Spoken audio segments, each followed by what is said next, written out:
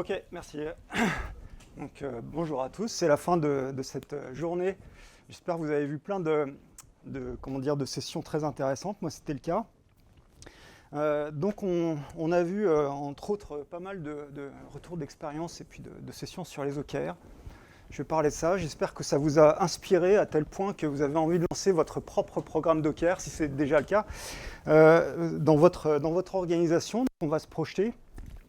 Et on va se retrouver ensemble pour le kick-off de votre programme OKR. Et moi, je vais juste vous accompagner pour essayer de structurer la réflexion, pour vous guider dans le but de prendre les bonnes décisions pour bien lancer votre programme. Sachant qu'il ne faut pas se mettre la pression, c'est-à-dire que l'idée, c'est de se mettre en action, partir d'une certaine manière et surtout rentrer dans une démarche d'amélioration continue, d'ajustement, pour trouver la bonne manière d'utiliser ces OKR. Et donc, moi, je vous accompagne dans cet atelier virtuel.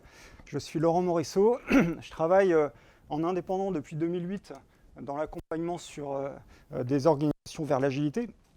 Donc, je m'étais spécialisé pendant quelques années, sur la partie Kanban. Donc, ça m'a amené à beaucoup travailler sur l'alignement horizontal des value streams. Et donc avec les OKR, on en a parlé juste avant, on va à la fois aligner en horizontal et également en vertical. Et donc ça va compléter. Moi, je l'ai utilisé dans mon métier de coach agile. Maintenant, je suis vraiment coach OKR, mais je l'ai utilisé pour casser le plafond de verre. Parce que j'ai d'abord accompagné les équipes et je ne trouvais pas les bons outils, les bons leviers pour engager des transformations plus au niveau de l'organisation. Alors moi, je me concentre un peu plus, je le disais tout à l'heure, sur les PME, moins les grands comptes. Mais donc les OKR m'ont permis de casser ce plafond de verre et puis d'aller discuter jusqu'au board et puis toutes les autres équipes pour engager les transformations où tout le monde est impliqué, tout le monde est acteur. Donc je ne vais pas revenir trop sur les OKR évidemment parce que ça a été dit pas mal de fois. Maintenant, dans la partie agilité, les OKR, on sait que ça existe depuis très longtemps. Pardon, excusez-moi. Dans la partie agilité, on les a entendus depuis une bonne dizaine d'années au minimum. Par contre, on ne les a pas forcément mis en œuvre dans l'agilité. Ils arrivent progressivement. Il y en a qui sont bien en avance, des organisations qui les ont déjà bien expérimentées. Mais globalement, je trouve que moi, en France, ça commence seulement à prendre, vraiment.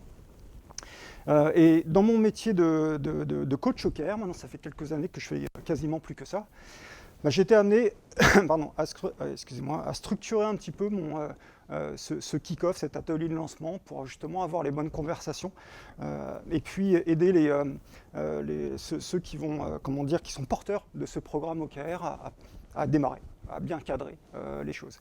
Et donc aujourd'hui, ce que je vous propose, c'est de parcourir, non pas le support, parce que ça serait un petit peu rébarbatif, mais c'est un support que vous pouvez télécharger, donc vous pouvez l'utiliser si vous souhaitez lancer votre programme dans votre contexte, mais voir un petit peu ce qu'il y a derrière également pour essayer de trouver un peu plus l'essence et les fondamentaux des OKR. Alors, ça commence par... Alors, il y a 12 questions. Parce que j'ai demandé à ChatGPT combien fallait de questions pour intéresser un public. Il a dit 12, j'en ai trouvé 12. Mais en vrai, il y a un peu plus de slides que ça dans le support. Et évidemment, ça passe par c'est quoi les OKR? C'est une question qui a l'air un petit peu stupide comme ça. Alors, pardon, excusez-moi. Normalement, je déroule cette session, non pas dans le cadre d'une keynote, mais dans les sessions un peu plus interactives. Et donc, je pose les questions et puis on répond ensemble. Et ce qui est intéressant, c'est que moi, j'ai fait des réponses un petit peu caricaturales, et puis des questions aussi un petit peu caricaturales, justement pour voir un petit peu le niveau de discussion. Parce que tout simplement, on n'a pas la même compréhension de cet outil, de ce framework, les mêmes intentions.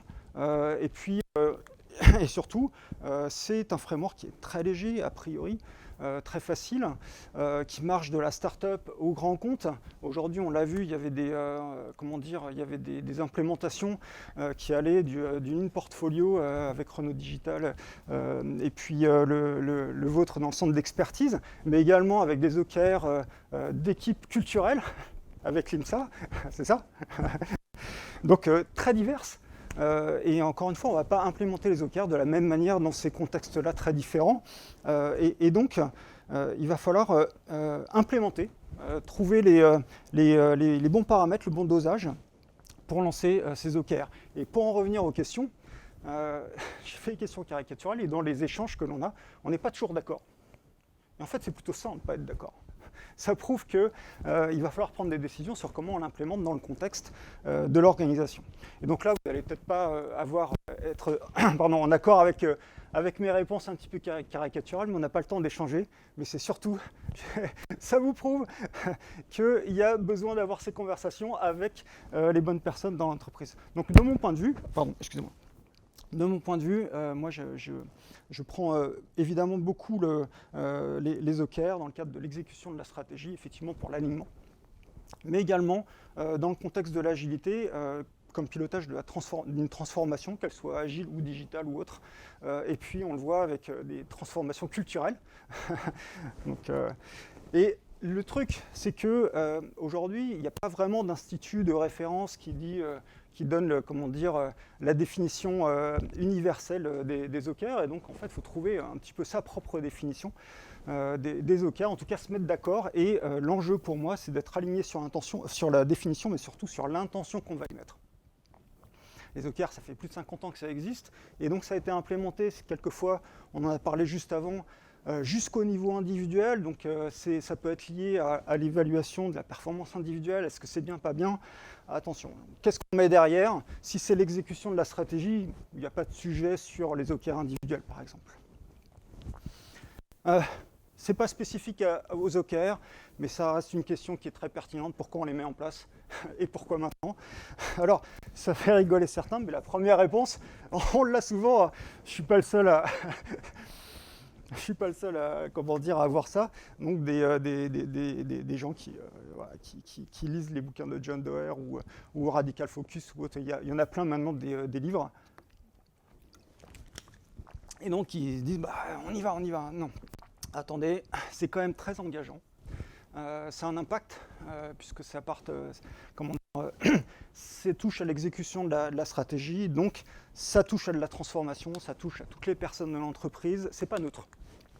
Donc si on y va, il faut qu'il y ait du sens derrière, et ça touche, pour moi en tout cas, ça touche à la notion d'engagement. Voilà. Si j'ai envie d'y aller, si j'ai envie de mettre de l'énergie à adopter cette approche, voilà, il faut qu'on m'explique un petit peu pourquoi, et pourquoi maintenant dans notre organisation. Donc je propose un cadre, un canevas pour structurer cette conversation. Et puisque, encore une fois, les OKR, c'est plus un framework, c'est pas prescriptif, voilà, il faut contextualiser. On sait avec l'agilité que c'était le même problème que Scrum ou autre, ou que Kanban qui est très simple a priori. La difficulté, c'est de contextualiser. Et quand on contextualise, il faut le faire avec le bon état d'esprit. Sinon, on peut en faire n'importe quoi. Donc, il n'y a que du rouge là. Oui, vous cherchez les bonnes. Non, il n'y en a pas. Il n'y a pas. J'ai mis des pièges dans les questions. Donc, la solution que j'ai trouvée par rapport à ça, c'est de proposer finalement une charte de principes avec un point de départ. C'est des outils évidemment qu'il faut enrichir, je l'ai dit, contextualiser plusieurs fois, mais surtout enrichir avec l'organisation et les personnes qui sont en face. Mais on retrouve des principes de base, ça a été dit, on a parlé de transparence, on a parlé de cycle d'apprentissage, d'amélioration continue, ce genre de choses. C'est des points de départ pour être sûr qu'on part, à mon sens, sur le bon état d'esprit, qu'on va contextualiser comme il faut notre programme. Voilà, on parle de programme. Quels sont les facteurs de succès, à votre avis, de ce programme? Donc, dans le cadre de l'agilité, on se dit les équipes sont autonomes, c'est encore un truc, encore une le mode managérial, donc la direction va donner le go, puis ensuite les équipes elles vont y aller. Aïe, aïe, aïe. Est-ce que qui est sponsor du programme, etc. Moi, dans mon contexte où j'accompagne plutôt des PME, généralement le sponsor c'est plutôt le CIO, un membre du board exécutif, tout simplement parce que comme on touche à l'exécution de la stratégie, évidemment, la responsabilité stratégique elle est à ce niveau-là. Et puis, il faut montrer que c'est quelque chose d'important évidemment pour la boîte. Alors, par rapport à ça, oups, excusez-moi. Je me suis rendu compte qu'il fallait donner de l'assurance aux uns et aux autres, qu'on met les moyens, qu'on se met en condition de succès. Alors, c'est pas toujours un succès, hein, la mise en place d'OKR, mais au moins, on se donne les chances d'y arriver au départ. Et donc moi, j'ai fait encore une fois, un petit support pour engager l'équipe dirigeante à différents niveaux. En tout cas, avoir cette discussion, notamment qu'il y a un sponsor exécutif, ça c'est une première chose, mais que l'expérimentation sur les OKR va durer au moins un cycle stratégique. Un cycle stratégique, c'est souvent 1 an. Je reviendrai sur la durée des cycles. Donc au moins, voilà. C'est-à-dire qu'on ne va pas s'arrêter au premier échec, au premier trimestre, si on n'a pas atteint nos OKR. Ça, on l'a déjà vu. Et puis il y a d'autres choses, typiquement manager par l'exemple. On en discutait pendant la pause. Moi j'ai pour l'habitude, mais je ne suis pas le seul évidemment, c'est une bonne pratique qu'on retrouve quand on peut la mettre en place, que l'équipe dirigeante, bien sûr, va définir les OKR dans l'entreprise, pour l'année peut-être. Peut-être c'est sur le cycle annuel, parce qu'ils vont définir les OKR de l'entreprise, mais également on va définir les OKR tactiques de l'équipe dirigeante. Et donc là, on commence à manager par exemple, à montrer que eux aussi vont utiliser ces outils au même titre que les autres, avec les mêmes règles du jeu. Typiquement la transparence. Les OKR du board sont aussi accessibles et publics que les OKR de toutes les équipes. Et surtout, la progression et le bilan final des OKR de l'équipe dirigeante, savoir si c'était un succès ou pas, ça c'est accessible à tout le monde. Et ça change complètement la donne et l'état d'esprit sur la mise en œuvre de ce framework. C'est porteur de transformation, les OKR. Donc je crois que ça a été posé comme question précédemment, et puis évidemment, quand on a des OKR sur la culture, c'est fondamental. Est-ce qu'on accompagne le changement? La question avait été, je crois, aussi posée. Le premier, pareil, j'ai été amené à accompagner une start-up. Ça faisait 1 an qu'ils avaient déjà mis en place les OKR, mais uniquement les OKR d'entreprise annuels. Et puis, ils ne touchaient pas les bénéfices les bénéfices attendus des OKR, et donc ils ont fait appel à moi. Et je me suis rendu compte que pour eux, l'accompagnement, c'était la vidéo YouTube. Alors j'ai peut-être exagéré sur le quart d'heure, mais c'était tout. Voilà, l'accompagnement, une vidéo YouTube, c'est super simple, on y va, ça déboule, et puis à la fin, ça marche pas super. C'est quand même étonnant. Incroyable. Et puis l'équipe est déjà agile. Oui, enfin quand même on traite de choses un petit peu différentes. Dans l'exécution de la stratégie, les équipes, c'est pas forcément leur savoir-faire. On est en train de... moi j'ai l'habitude de voir les OKR d'un point de vue un petit peu technique comme un principe de délégation des prises de décision tactiques au niveau des équipes. C'est quand même pas nouveau, quoi. Faut qu'elles aient les compétences, l'appétence, ce genre de choses pour ça, quoi. Donc, dès le début, j'engage les personnes en face de moi sur cette réflexion. Alors c'est qu'un point de départ, évidemment, la conduite du changement, elle se fait dans le temps, mais au moins on se met d'accord que s'il y a des risques, s'il y a des enjeux, s'il y a des opportunités pour y aller, mais surtout ce qui est intéressant, c'est de donner l'état d'esprit, de dire ok, 1, ça va être d'amélioration continue, 2, ça a un impact, donc on va suivre, on va être vigilant par rapport à ça, on va l'accompagner. Après, comment ? On va trouver les solutions ensemble. Hein, ça. Moi, je n'ai pas de solution sur étagère par rapport à ça. Comment on se lance ? Toutes les boîtes ne sont pas des startups avec 5 personnes dedans où on met les OKR pour tout le monde d'un coup. On a vu aujourd'hui qu'il y a des contextes où il y a d'énormément, beaucoup de personnes. Donc comment se lancer? Est-ce qu'on déploie sur toute l'organisation?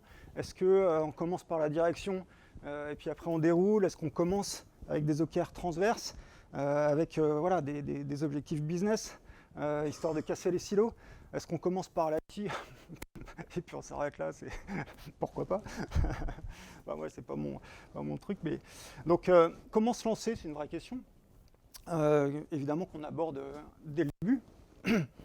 Et puisque la stratégie, ça concerne tout le monde, on est plus ou moins, on est acteur, mais plus directement, indirectement, ça dépend des équipes, mais on est tous concernés par ça. Donc évidemment, l'ambition des OKR, de ce framework, c'est d'être diffusé dans toute l'entreprise. Mais on ne va pas forcément y aller en une fois et pas forcément le faire en cascade. Et donc il va falloir réfléchir à quelles sont les opportunités et comment on va démarrer. Donc j'ai l'habitude de commencer avec l'exécutif, ensuite de faire des pilotes. Après, est-ce que ce sont des pilotes verticaux, horizontaux? Ça, c'est à voir justement par rapport au pourquoi qu'on a vu tout à l'heure. Mais on va utiliser l'opportunité d'avoir des cycles OKR pour justement se caler sur ces cycles pour diffuser graduellement l'outil dans les équipes. On a les 6 premières questions. Oups, pardon. Parfait. Donc les 6 premières questions, pour moi, elles sont pas complètement liées aux OKR. On pourrait mettre d'autres méthodes derrière, ça pourrait être intéressant. L'idée, c'est de donner du sens, des moyens, les moyens de ses ambitions. Se lancer pas n'importe comment, avec le bon état d'esprit et la bonne vitesse. Est-ce qu'on continue ou pas? Alors, ensuite, on va rentrer un peu plus dans le concret, parce qu'à un moment donné, il faut quand même y aller. Donc, quel cadre on va mettre en place? On lit un peu de tout. Il y a beaucoup de littérature. Il y a de très bons livres. Il y a de très mauvais livres blancs.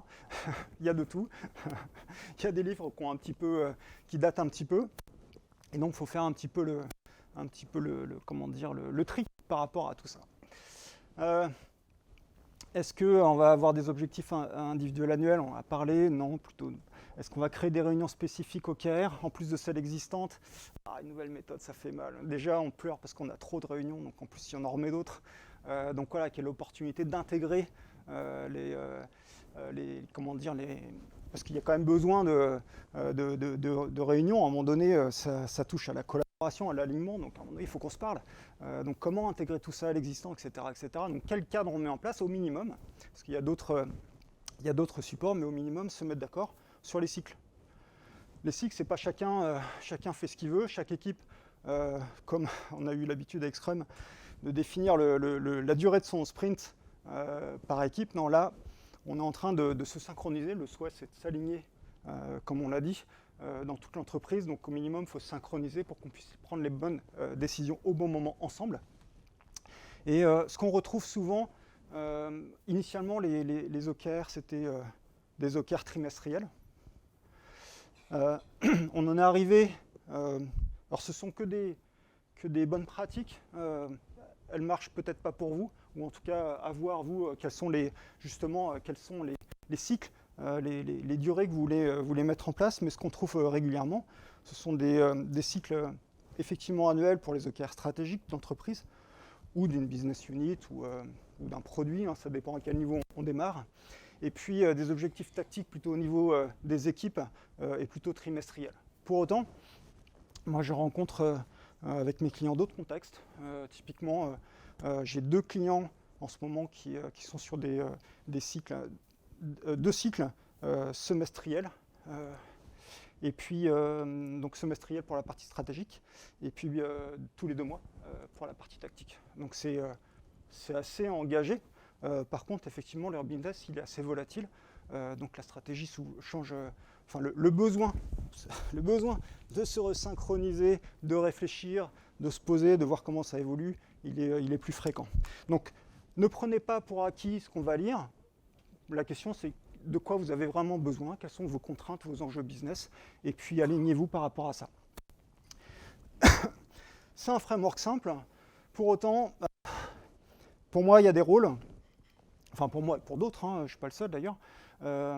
C'est un projet d'entreprise, il faut une gouvernance d'ensemble. Alors, je vous mets les réponses. On est agile, chaque équipe est autonome, décide de qui fait quoi. Voilà. Pas besoin de porteurs d'OKR, chacun se responsabilise.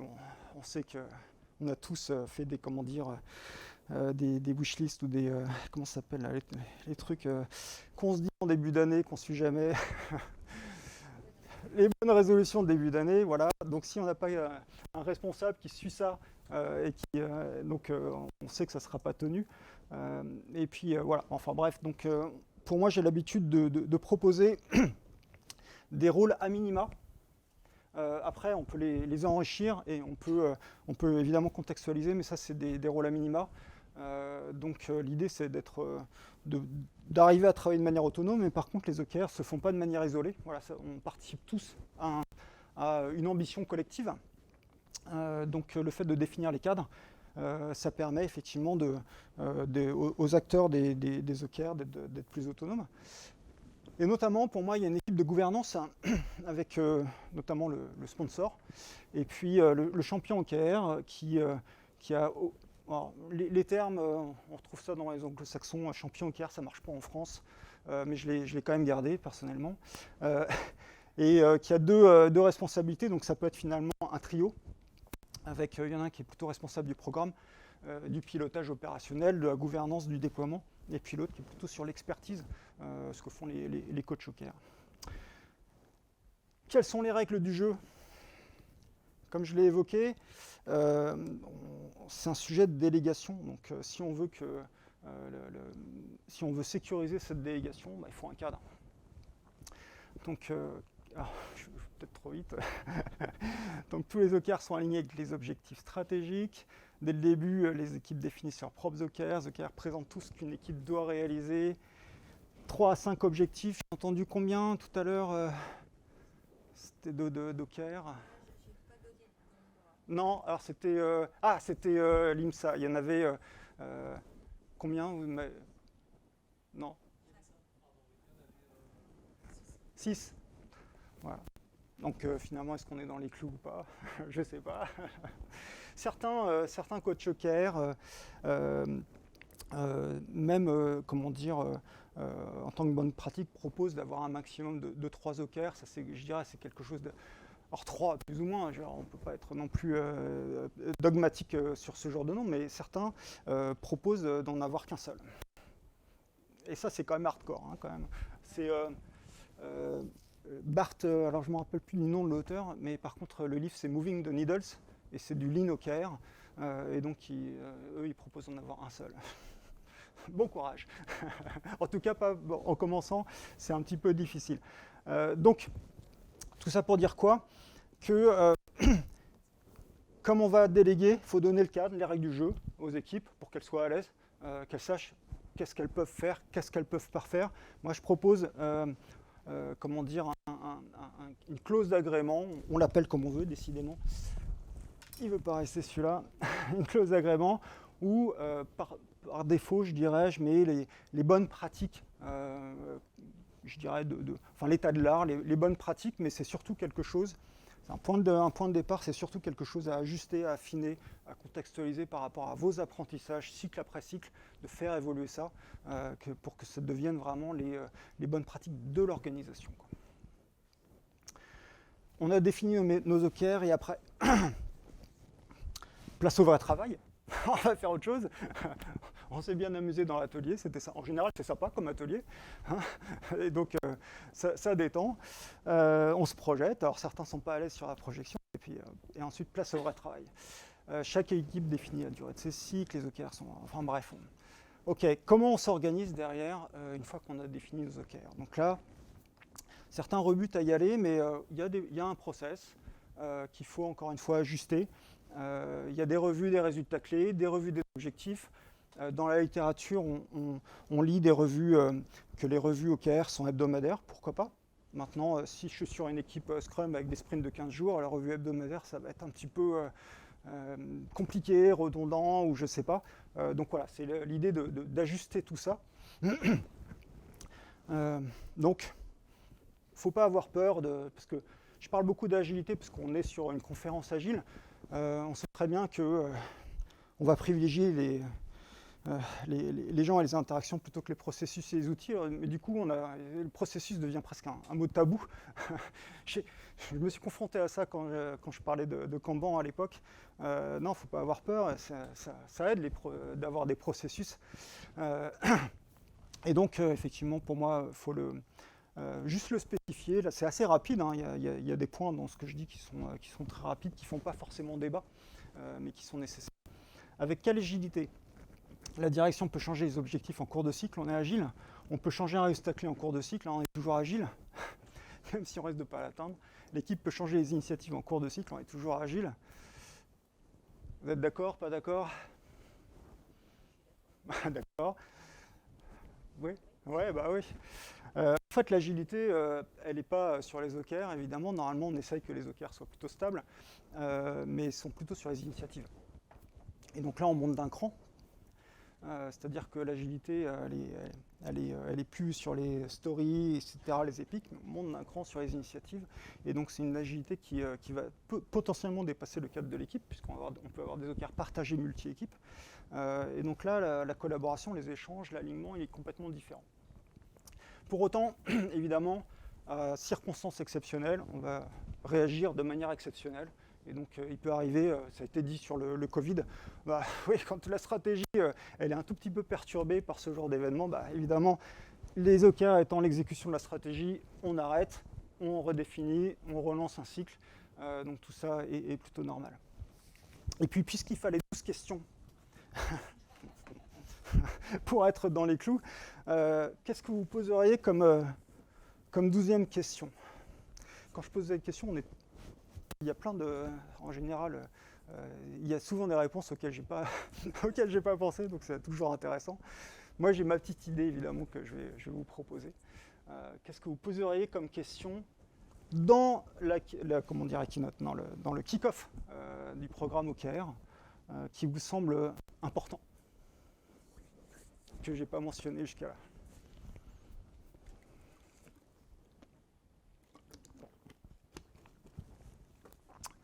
Ah, c'est personnel. Mais le contexte stratégique, pour moi, c'est un prérequis. Évidemment, le contexte stratégique, il va être amené à évoluer. Mais disons, pour commencer un programme, moi, je m'assure que la stratégie existe. Alors, le but, c'est pas de... Enfin, encore une fois, les OKR, c'est pas la stratégie. Donc, je m'assure que cette stratégie, elle existe, qu'elle est facile à communiquer, compréhensible, etc. Donc je propose juste un petit canevas très simple pour la communiquer. Ce n'est pas un outil pour créer évidemment une stratégie, loin de là. Voilà, donc moi j'ai intégré cette partie-là dans mon atelier de lancement pour m'assurer que ça existait. Alors au bon niveau, encore une fois, que ce soit stratégie entreprise, business unit, produit, et puis si on fait un pilote et que la stratégie, au moins par la stratégie d'une équipe, c'est un peu difficile, mais à minima la mission de l'équipe, et puis de travailler par rapport à cette mission-là. Donc, on a une aussi première question. Les 6 dernières, c'est plutôt pour le cadre opérationnel. L'idée, c'est d'être autonome et responsable, mais tout en restant aligné. C'est quand même là le challenge qu'on cherche à avoir, un petit peu le Graal. Et puis, sur cette autonomie, là où l'agilité a amené de l'autonomie plutôt opérationnelle, on monte d'un cran, et on est sur de l'autonomie un peu plus tactique. Et pour s'assurer que, effectivement, ce sur quoi on travaille, les initiatives, aient un maximum d'impact. Donc vous pouvez le télécharger et en faire ce que vous voulez, l'adapter à votre contexte, l'utiliser. Je serais ravi d'avoir les retours sur ceux qui l'utilisent. Voilà, c'est tout ce que j'ai à vous dire. Est-ce que vous avez des questions? Je ne sais pas s'il nous reste beaucoup de temps. 29. Il nous reste 1 ou 2 minutes, mais on peut prolonger, on n'a plus rien après. Est-ce qu'il y a des questions? Ouais. Merci. Merci beaucoup. Merci pour cette présentation.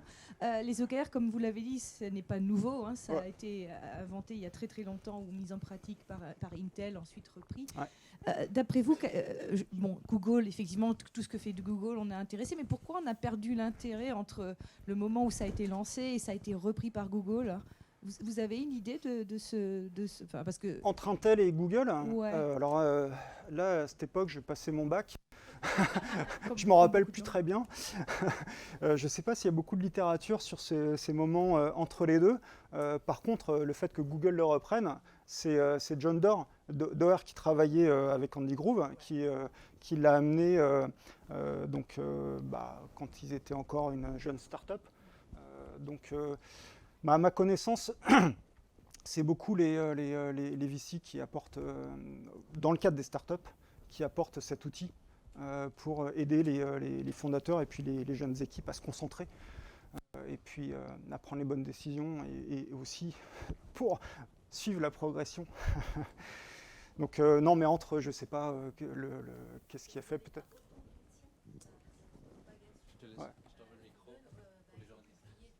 Sur leur site, effectivement. Mais avant Google, en fait, pourquoi oui, parce qu'il n'y avait pas assez. Il n'y avait pas d'outils, exactement, de communication comme aujourd'hui, en tout cas du temps de Google, ils ont fait en sorte de démocratiser cette méthode pour se faire connaître aussi. Il fallait Google pour qu'on sache voilà. En tapant objectif que les OKR existaient.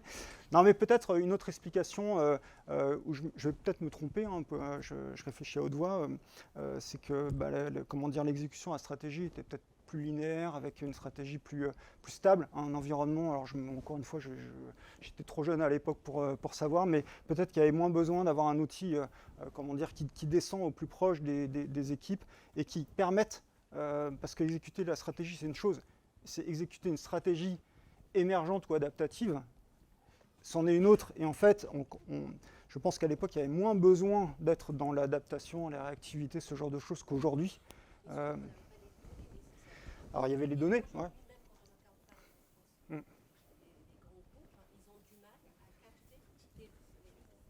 Ils ont du mal à capter les données qui leur permettent de mesurer la valeur. Et c'est encore un point important. Ça reste encore un souci. Alors que, voilà, les entreprises qui ont un ADN digital, ces données-là, ils les ont régulièrement, quoi. Google, la satisfaction client, ils l'ont au quotidien. Je donne l'exemple de BNP Paribas, il faut la mesurer, c'est une fois par an. Donc, quand on la met comme étant un KR, c'est compliqué, effectivement, d'aller le revoir régulièrement tous les trimestres. Non, tout à fait. Et à la fois, c'était aussi des stratégies qui étaient très orientées finance. De là à décliner un objectif financier jusqu'à une équipe. Donc là, effectivement, maintenant, on a des objectifs qui sont où les équipes se projettent beaucoup plus en tant que contributeurs ou acteurs, en tout cas qui peuvent influencer. Et oui, ils ont les données. Et puis, à mon sens, on a besoin de beaucoup plus d'agilité aussi, finalement, opérationnelle, ça on le sait, mais alignée avec la stratégie qui elle-même doit s'adapter, quoi. Voilà. Okay. Merci beaucoup, Laurent. Ouais, je continuerai bien la discussion. Je sais que certains ont des impératifs. Merci. Merci. C'était la première fois en forme de keynote. Je n'étais pas sûr du format, mais je fais ce que j'ai pu. Hein? ChatGPT, non. Non. Ah. Juste 12. Ah oui, sur la partie 12, ouais. Ok, voilà, c'est la clôture de cette 4e édition de l'Agile Dev. J'espère que vous avez découvert plein de choses. N'hésitez pas à laisser un petit post-it avec ce que vous avez appris puisque vous avez essayé. On va vous envoyer aussi un petit formulaire pour avoir votre retour par la suite. En tout cas, je tenais vraiment à remercier l'ensemble des clients qui ont pu participer aujourd'hui, qui sont aussi intervenus avec des Rex qui étaient top. En tout cas, ceux que j'ai vus. Il y a eu pas mal de préparation aussi qui a été faite en amont, donc merci beaucoup. Merci aussi à l'équipe d'organisation qui est sur le qui-vive depuis quelques mois et quelques semaines. On peut les applaudir si tu veux. Qui sont dedans.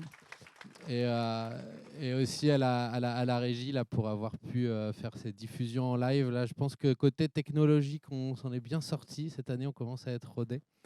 Donc l'année prochaine, on vous attend aussi sur place, mais il y aura aussi à distance maintenant. Je pense qu'on est good. Merci à tous. Je pense Mathieu, tu veux laisser un petit mot aussi.